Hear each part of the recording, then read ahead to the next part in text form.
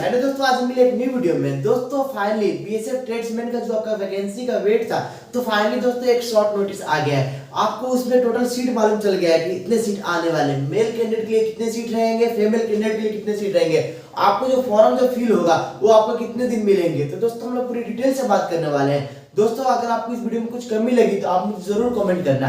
दोस्तों इसमें हम लोग देखने वाले हैं कि आपका minimum age, maximum age, qualification क्या रहना चाहिए, हम लोग सिलेक्शन प्रोसेस भी देखेंगे। साथ ही साथ दोस्तों हम लोग ऑफिशियल नोटिस देखेंगे और आपका सैलरी भी देखेंगे। जो आपको कमेंट आता है सैलरी को लेके, तो हम लोग सैलरी भी देखने वाले हैं। तो दोस्तों ये जो वैकेंसी आ रहा है आपका बीएसएफ कांस्टेबल ट्रेड्समैन का वैकेंसी 2024 का दोस्तों वैकेंसी है। ये आपका 2024 का वैकेंसी है। आपको फुल नोटिस भी आपको एक हफ्ते में मिल जाएगा देखने के लिए। अभी आपका शॉर्ट नोटिस आया है। तो दोस्तों इसमें टोटल जो सीट है आपका 2140 सीट है। इसमें आपका टोटल जो सीट है आपको मिल जाएगा देखने के लिए। सीट 2140 सीट जो है आपका आ गया है दोस्तों। ऑफिस में आपको शो होगा 2140 दोस्तों सीट है आपका। इसमें मेल कैंडिडेट फीमेल कैंडिडेट दोनों एलिजिबल है। दोस्तों इस बार सीट ज्यादा है क्योंकि हमेशा 1300 1400 1500 आपका सीट आता है, पर इस बार 2140 सीट आया है। तो दोस्तों ये फॉर्म को मिस मत करना। इसमें हम लोग देखेंगे, इसमें आपको जो मिल जाएंगे देखने के लिए आपका जो मेल कैंडिडेट है, मेल कैंडिडेट के लिए आपको जो सीट है इसमें आपको 1700 दोस्तों आपको 13 सीट आपको है। इसमें मेल कैंडिडेट के लिए आपका जो है मेल कैंडिडेट के लिए 1713 सीट है सिर्फ। और इसमें फीमेल कैंडिडेट के लिए जो है 417 सीट जो फीमेल कैंडिडेट के लिए है आपका सीट आपको। ये आपको ऑफिशियल नोटिस में मिल जाएंगे देखने के लिए। अभी हम लोग नोटिस भी देखने दोस्तों वाले, हम लोग नोटिस भी देखेंगे। ये जो आपका ऑफिशियल जो नोटिस आया है उसी में आपको ये सब लिखा हुआ है। हम लोग नोटिस भी देखने वाले हैं। तो मेल के लिए आपका 1713 सीट है और फीमेल के लिए जो सीट है 417 सीट है जो आपका फीमेल कैंडिडेट के लिए है। हमने ये देख लिया। अगर आप 10th कर लियो तो आप एलिजिबल हो। इससे पहले हम लोग पोस्ट देख ले रहे हैं कि पोस्ट जो रहेगा ट्रेड्समैन में कौन कौन से पोस्ट रहेगा। फिर उसके बाद हम क्वालिफिकेशन में बात करेंगे अच्छे से, किस पोस्ट के लिए आपको 10th चाहिए और आपको क्या चाहिए। तो आपको इसमें मिलेंगे पोस्ट नेम हम देख ले रहे हैं। सबसे पहले आपका जो पोस्ट रहेगा उसमें एक कुकिंग का रहेगा, आपका एक कुक का रहेगा, उसमें रहेगा वाटर कैरियर का रहेगा दोस्तों, एक वेटर का रहेगा, उसमें आपका टेलर का रहेगा दोस्तों, स्वीपर का रहेगा, माली का रहेगा। उसके बाद आपके पास इसमें जो पोस्ट है आपको वॉशरमैन का रहेगा दोस्तों। उसमें आपको मिल जाएंगे कारपेंटर का दोस्तों पोस्ट मिलेंगे, आपको प्लम्बर के मिलेंगे, इलेक्ट्रिशियन के मिलेंगे और भी सारे पोस्ट है। इसमें आपको ये सब कुक टेलर के सब सारे पोस्ट है। अब आपका जो क्वालिफिकेशन चाहिए, अगर आप 10th कर लियो तो आप एलिजिबल हो। उसमें आपको मार्क्स नहीं मिलेंगे कि सेकेंड फर्स्ट आपको आना चाहिए, आपको 60% 10th में चाहिए, ऐसा कोई मेंशन नहीं है। तो आपका सिर्फ 10th पास हो गया है तो आप एलिजिबल होते, यानी आपको क्वालिफिकेशन आपको जो चाहिए वो आपको 10th पास चाहिए। 10th पास किए हो तो आप एलिजिबल हो। अब दोस्तों आपको इसमें मिलेंगे पोस्ट जो मिलेंगे कारपेंटर के मिलेंगे, प्लम्बर के मिलेंगे, इलेक्ट्रिशियन के मिलेंगे और भी उसमें मिलेंगे। तो दोस्तों आपको 10th के साथ साथ इस पोस्ट के लिए आपको आईटीआई चाहिए दोस्तों।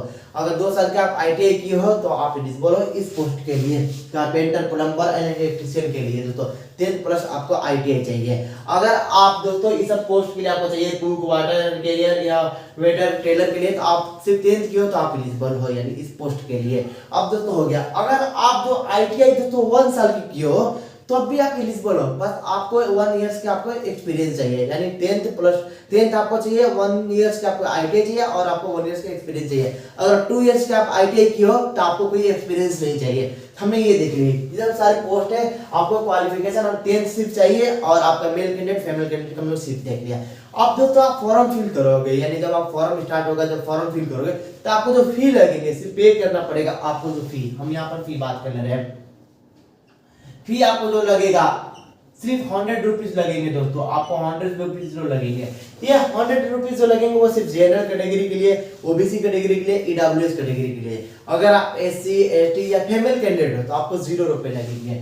हम यहाँ बात कर ले रहे हैं एससी एसटी या फीमेल कैंडिडेट हो तो आपको जो लगेगा वो 0 रुपए लगेंगे, यानी कोई रुपया नहीं लगेगा। जब फॉर्म फिल करोगे तो आपको कोई रुपया नहीं लगेगा।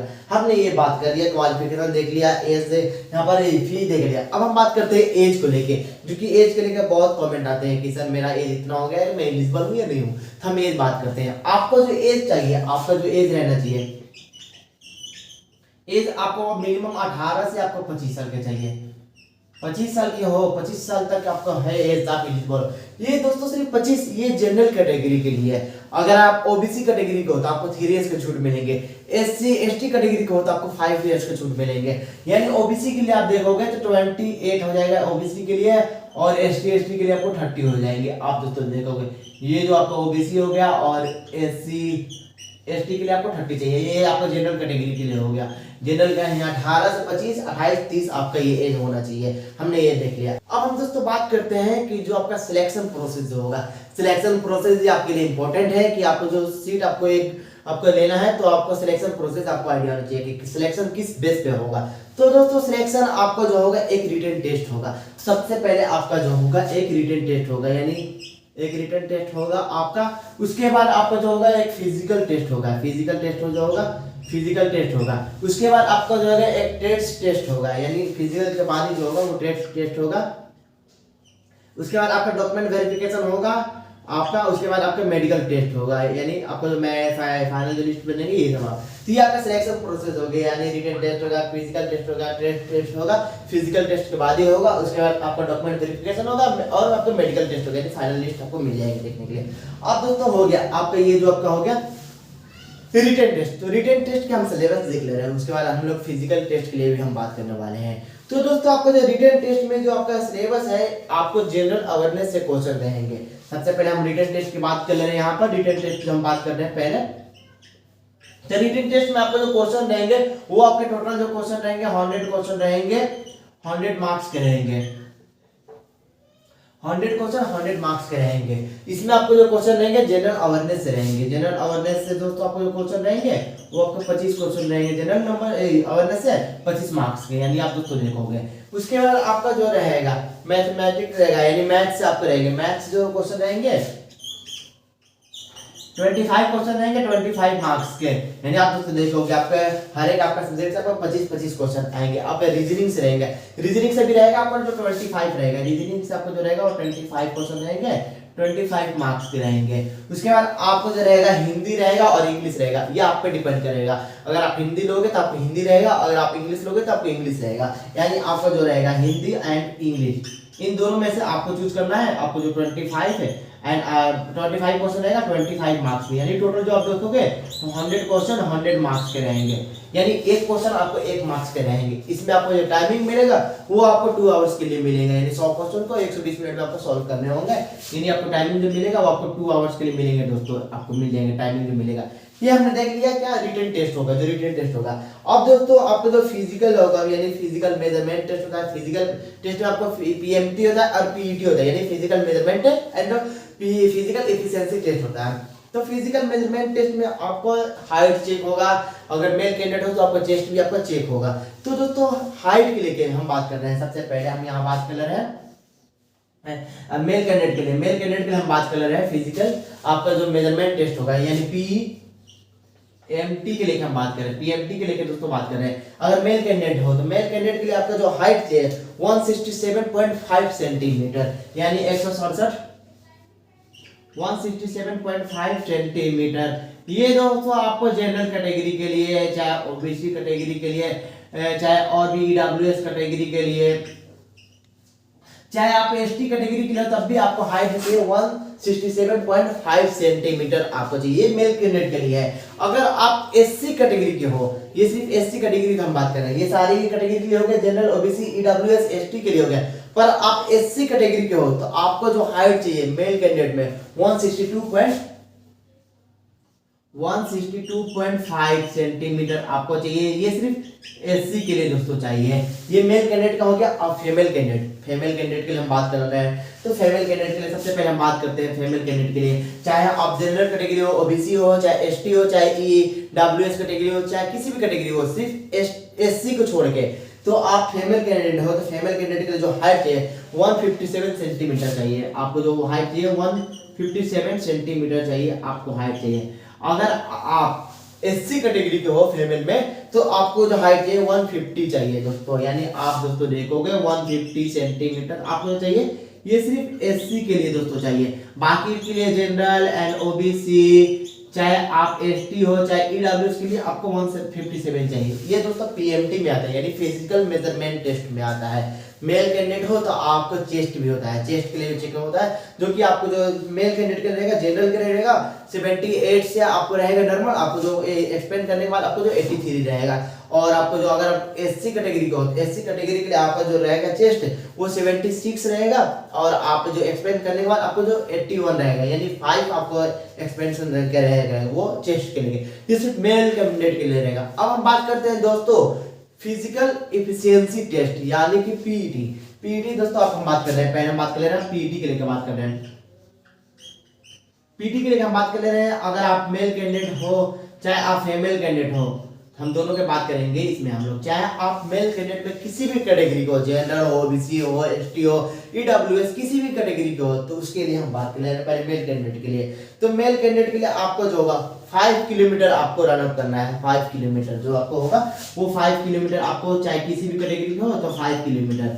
अब दोस्तों 5 किलोमीटर के लिए आपको जो टाइमिंग मिलेगा वो आपको टाइमिंग मिलेगा 24 मिनट। 24 मिनट में आपको 5 किलोमीटर आपको रन अप करना है। 24 आपको मिनट मिलेंगे, 24 मिनट में 5 किलोमीटर मिलेंगे आपको।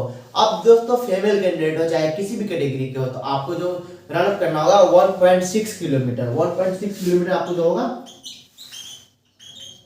1.6 किलोमीटर आपको जो रन अप करना है वो आपको 8 मिनट 30 सेकंड में करना है। यानी आप दोस्तों देखोगे 8 मिनट इन एंड 30 सेकंड, यानी 1.6 किलोमीटर 8 मिनट 30 सेकंड में आपको करना है फीमेल कैंडिडेट के लिए, और आपका 5 किलोमीटर 24 मिनट में आपको करना होगा। ये मेल कैंडिडेट के लिए, सारे कैटेगरी के लिए, इसमें कैटेगरी आपको अलग अलग नहीं दिया गया, सारे कैटेगरी के लिए आपको ये होगा। हमने दोस्तों ये देख लिया, इसमें हमने सारे देख लिया कि पोस्ट देख लिया, तो मेल के लिए कितने हैं, फीमेल के लिए कितने हैं, हमने क्वालिफिकेशन देख लिया, एज देख लिया, सिलेक्शन प्रोसेस देख लिया, सिलेबस देख लिया। अब दोस्तों हम देखते हैं ऑफिशियल नोटिस, जो कि ऑफिशियल नोटिस में आया है। आपको टोटल सीट मिनिमम आपको इसमें मिल जाएंगे, आपको जो सैलरी रहेगा वो आपको ऑफिशियल नोटिस में ही देखेंगे, सैलरी आपको कितना मिलेगा और आपको कितने दिन मिलेंगे फॉर्म को फिल करने के लिए। चलिए हम दोस्तों ऑफिशियल नोटिस देखते हैं। तो दोस्तों ये जो नोटिस है ये आपका शॉर्ट नोटिस है। आप यहाँ दोस्तों देखोगे, यहाँ पर लिखा हुआ है ministry of the home affairs, यहाँ पर देखोगे आप, यहाँ देखोगे इसमें आपको टोटल जो सीट मिल जाएंगे देखने के लिए।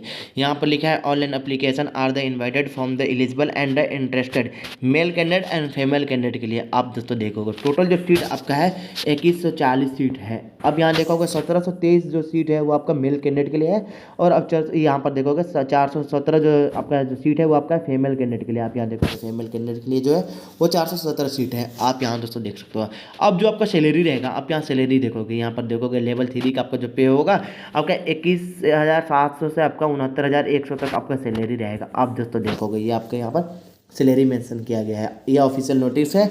अभी हम देखेंगे यहाँ पर इसको नीचे, आप यहाँ देखोगे इसमें लिखा है vacancy are the subjected to the change, यानी दोस्तों देखोगे may be the increase and decrease.